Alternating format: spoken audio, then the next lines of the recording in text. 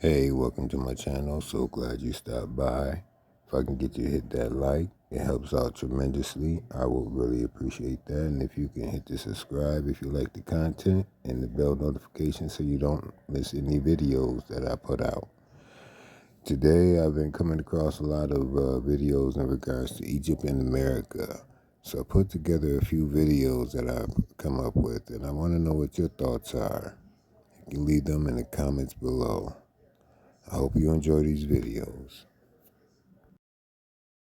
You know that Edward Cayce maps actually prove that America was ancient Egypt? Those of you that don't know who Edward Cayce was, he was a famous psychic that made over 14,000 predictions and was never wrong. He predicted things like cell phones, when the Dead Sea Scrolls would be found, JFK's and FDR's deaths. He predicted when Hitler would take over. He predicted the alliances, when they would enter. He predicted the stock market crash of 1929 and the rise in 1931. And he also predicted that the 44th president would be black, which was Obama. He also predicted the pole shift to happen within this century and most likely within our lifetime. And the pole shift is basically when the earth just says fuck everybody and completely realters its surface in chaos and destruction, leaving behind very few people. And this is a map of America and what it'll look like after this pole shift happens.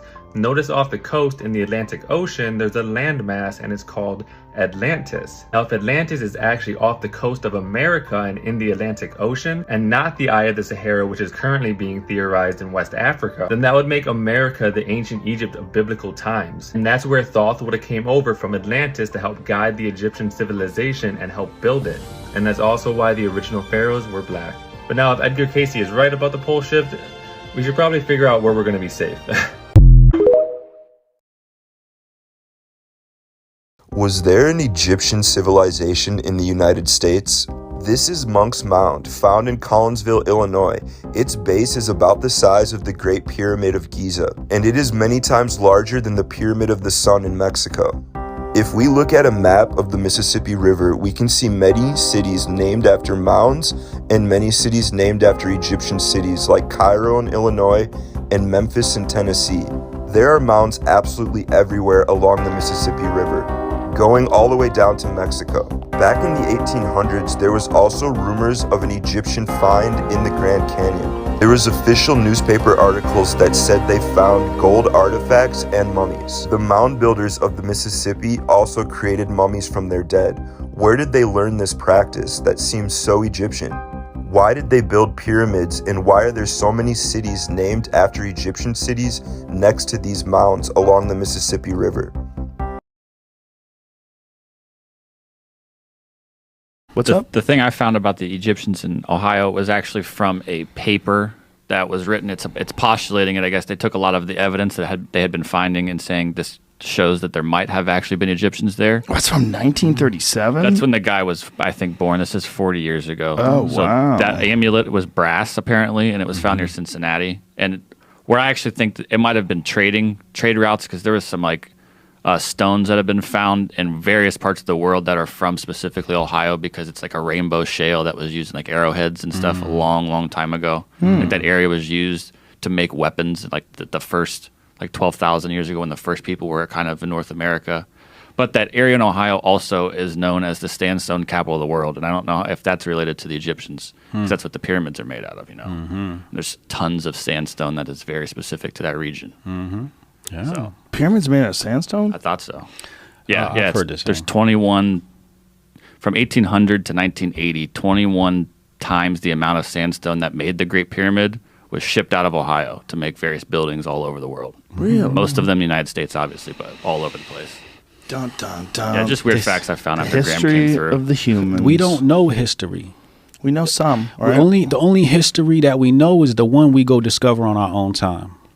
The one that's presented to us is not history. It's all lies.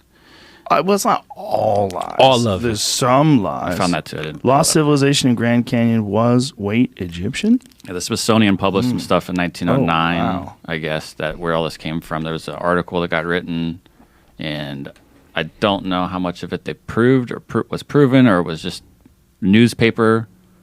It was like bait back in the day. Look at this. Kind Even of, more amazing, the artifacts didn't match up to anything on the known record. Rather than appearing to be of Native American origin, as one might expect, the object had distinct Egyptian or Tibetan designs. Could there have been an entire civilization of Egyptians living here? If so, how did they get here? Dun, dun, dun. It's not that hard. Hop in the boat, man. You got cats that leave Africa and try to come to Spain on these places on a chicken wing. Yeah. You know? It is interesting, right? Like the population of Cuba. Cuba's so insanely diverse, and it's right there. Like, what is the history of that other than the slave routes? Like, what is the history of Cuba? Because Cuba has very distinct African people living there. The whole Caribbean, all that whole area is has a lot of African roots to it. But it's just a place that was conquered by the Spain, by the Cortezes, those type of people. What really disturbs me is there's no way to know exactly what happened. It's like you're piecing things together based on artifacts and historical record, things that people wrote down, and journals and logs. And there's people that have traveled. So, again, I've studied this so long ago, but I remember reading primary source from somebody that traveled with Cristobal Colon, a.k.a. Christopher Columbus. And he was saying very specific things about his accounts when he reached these different places. And he was saying things like, we got to the land and we found Africans. And I remember him specifically saying, so no matter where we go, we find Africans. And he said it as if he was disappointed. And then they started talking about they started talking about their culture and describing their culture. You just got to go look at the people that travel with Cristobal Colon, and there's some firsthand accounts there, and they're very honest about it. Dude, I'm going to look into that now. That's very interesting. I'm going to ask Graham about that too, what he knows about it. He's studied, especially on his latest book, he studied a lot about the various cultures that made it to North America and South America. Okay. Yeah. It's just very rich in history. Very, very rich in history. The Mississippi River is actually the Nile River. And the Nile River runs very far. That's why when you go read stories of ancient Egypt, they talk to you about Egypt was a beautiful city that sat right off the Nile River. It was another ancient city, beautiful city that was not that far from Egypt. Egypt was a beautiful city that sat off the Nile River. There was another beautiful city not that far from Egypt that sat off the Nile River too, and it was called Memphis. Now over here in America, look at where Memphis sits at. It sits right off the Mississippi River, don't it? If you go look at a map, look at the way the Nile River runs. Now go look at the way the Mississippi River runs.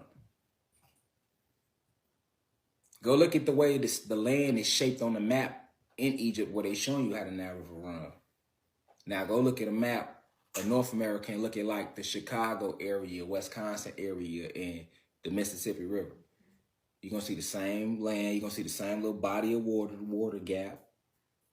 You see what I'm saying? Like, oh, okay, right. That's the Midwest. That's around them states, and then that lead down to that, and that's, oh, okay, that drop down there. Oh, okay, cool, that makes sense. I see how they hit it.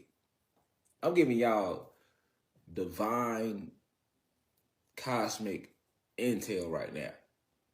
You feel me? Like, they'll never show you this, man.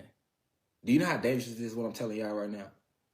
Go look up the longest river in any salt, like any regular river that's running and flowing. They're gonna say it's the Nile. The Nile is one of the longest rivers in the world. Now go look up the Mississippi River and see if it's not also one of the longest rivers in the world.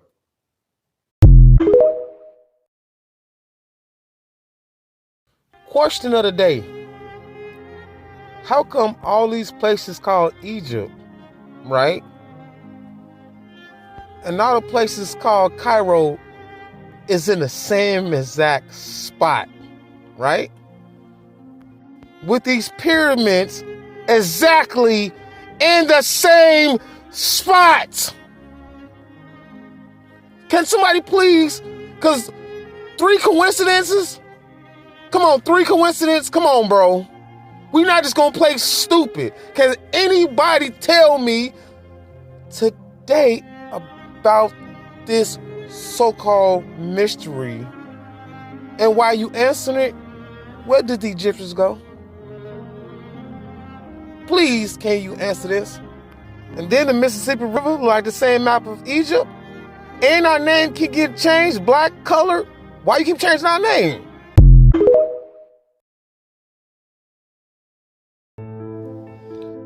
America is literally ancient Egypt.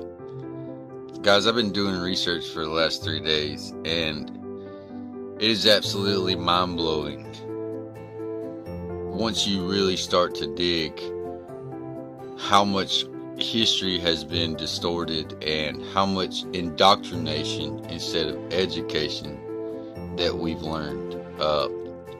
You know, I'm kind of fresh to this. Honestly, everyone needs to go do their own research, but I'm just going to give you a few hints and clues that America is actually ancient Egypt. Now, in Genesis and Exodus, you have God talking about the Euphrates and how he would strike the 7 streams. Well, the Euphrates would have been the Mississippi. And the 7 streams, Arkansas, Missouri, Mississippi, Illinois, Ohio, Tennessee, and the red. It's absolutely crazy when you look at what they found in the Grand Canyons of, you know, Egyptian artifacts and all the pyramid structures that they had actually demolished and destroyed, and how they had just built over another city. You know, if you go back to the 1800s, there's a lot of discrepancies, and something crazy happened there where they rewrote history. And I believe it has a lot to do with like the royal family and these 13 families that everyone talks about that rule everything. They wanted to rewrite history, and you know, if you look deeper into this, African Americans were never brought over here. They were already here. The Egyptians and the Israelites, you know, would have been of a darker melanin, a darker skin complexion. And they literally lived right here in America. To think that we are actually on biblical grounds is absolutely crazy. And it will completely change the way you look at things, and understanding that the way that they've told history. You know, you have Napoleon Bonaparte.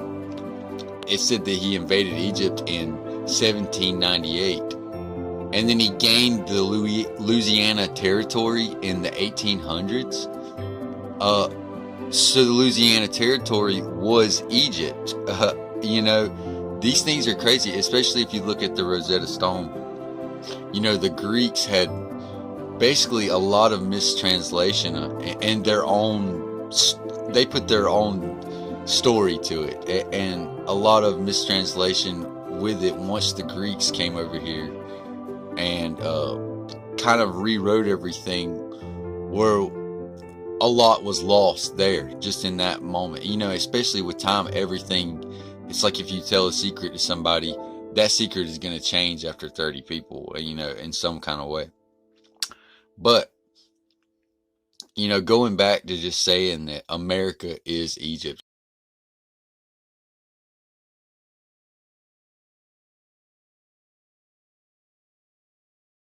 I was talking to this pastor, and this pastor was like, y'all young people's finding out the secret. And I asked him, what secret is he talking about? He said, yes, America is Egypt. He was like, that's what the Seminole War was about, the Louisiana Purchase was about. And he was like, look up this map. It's called Tamari. And he said, y'all is Tamarikans. So I went to look up at the map, right? And I was amazed he was right. He was like, that's y'all true nationality. And he was like, when the Seminole War broke out, that's when they won and they took over America and started calling them Americans, and they spelt it different. And the Bible is based upon y'all. All pastors know this, Freemasonry know this, everybody know this. Pyramid on the Nile in Northeast Africa doesn't have stair steps going up it. It doesn't have temples on top of its summits. They could not go and break through the boat on the temples atop those great pyramids. There are none there. And that was the clue that Egypt was writing about the Americas. And the deeper I got into the records, the clearer it got. They started actually saying, and because Amun loved that land so much, he said it's his beloved land, and that word was Mary, the beloved. Mary, M-E-R-I, Mary. And the land, of course, as before, is Ta, the beloved land, Ta Mary. And they kept that name and just put the Ta on the end of it, so Ta Mary became a Mary Ta. We simply say America. We kept the name that Egypt gave to the Americans. So that was the big mystery behind that $10 million map that Martin Waldseemüller made and then put the name America on it in 1507. And then those who knew and those who were trying to hide things said, wait a minute, you can't put that name on here. And the next time he reprinted that map, it was off, it was gone. Because that's the name that Egypt had given the land. Now you know your nationality. There are over 100 pyramids along the Mississippi River. Ramses III, a pharaoh or a Nesut Beti of the 19th dynasty, there's evidence of him on the Mississippi River. There's evidence of Egypt in America that goes back many millennia. We know that the Kemites, the Egyptians, the Sudanese had this power. We know that they had the boats that would be able to make a trip this way, along with the fact that they had different types of ways in which to power it, whether it was through the wind or whether it was through oars. They knew how to travel the waters that would be the ocean currents and the wind systems, and they knew the seasons to know when the winds would be at their best, so they knew when to travel. You can see it in the civilization of the Olmec, of the Maya, of the pyramids. There